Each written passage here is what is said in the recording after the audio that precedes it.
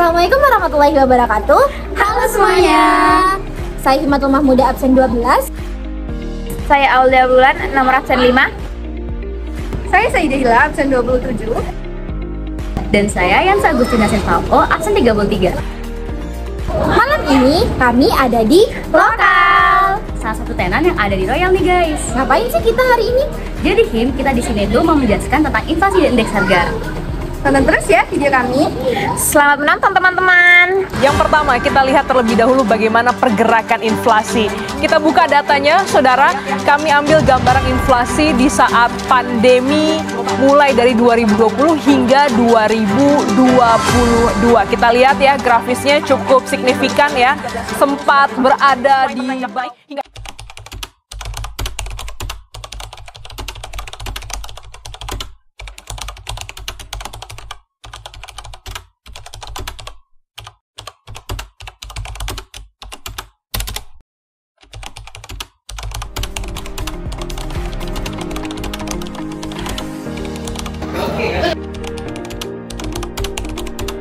Kamu nyadar gak sih tadi barang-barang pokok tuh pada naik harganya? Ya gak sih? Soalnya aku kemarin belinya harganya 18.000, sedangkan 2 minggu yang lalu harganya 16.500. Kenapa ya? Nggak tahu deh. Menurut data BPS 3 tahun terakhir, tepatnya pada tahun 2021, indeks harga Indonesia sangatlah rendah, kurang lebihnya 3%. Namun pada tahun 2021 terjadi kenaikan inflasi indeks sekitar 1% dari tahun 2020. Inflasi tahun 2021 termasuk rendah karena masih terdampak kasus COVID-19.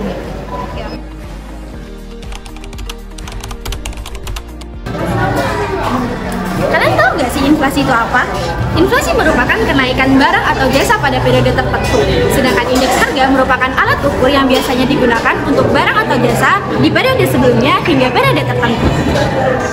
Indeks harga itu bermacam-macam jenisnya loh. Apa saja sih? Yang pertama, ada indeks harga konsumen yang digunakan untuk menggambarkan perubahan harga barang dan jasa yang dikonsumsi oleh masyarakat dalam waktu ke waktu. Yang kedua, ada indeks harga produsen yang digunakan untuk membantu penyusunan neraca ekonomi dan distribusi barang. Yang ketiga, ada indeks harga perdagangan besar yang digunakan untuk menggambarkan perubahan harga barang yang diperdagangkan dari suatu negara atau daerah. Kemudian yang keempat adalah indeks harga petani.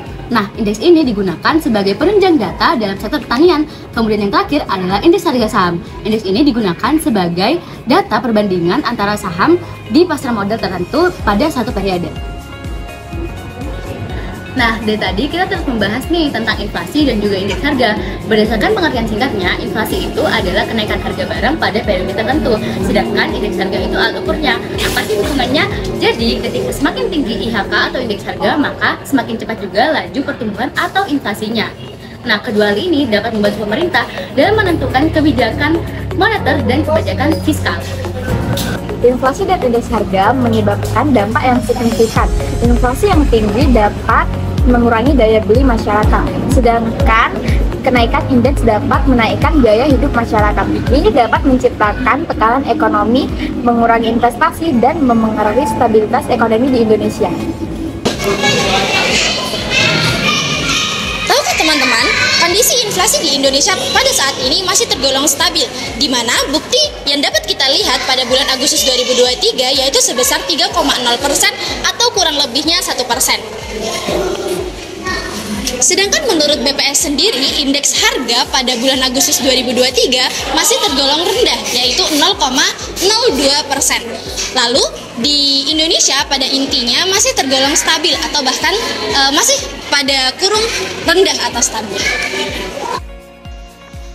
Nah, untuk menghitung laju inflasi dan indeks harga ditemukan beberapa metode penghitungan nih. Bagaimana sih caranya? Nah, yang pertama aku akan menjelaskan tentang rumus laju inflasi.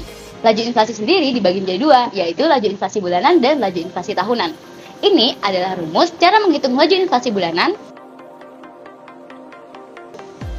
Dan ini adalah rumus cara menghitung laju inflasi tahunan. Bagaimana sih cara menghitung indeks harga? Nah, selanjutnya ada metode untuk mengerjakan indeks harga. Yang pertama ada metode tidak tertimbang dan yang kedua ada metode tertimbang. Metode tertimbang tersendiri terbagi menjadi metode last payers, metode Pace, dan metode Marshall. Nah, di sini ada soal-soal mengenai indeks harga.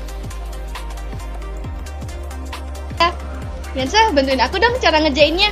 Nah, jadi di soal tersebut adalah cara menghitung indeks harga menggunakan metode tidak tertimbang. Bagaimana sih rumusnya?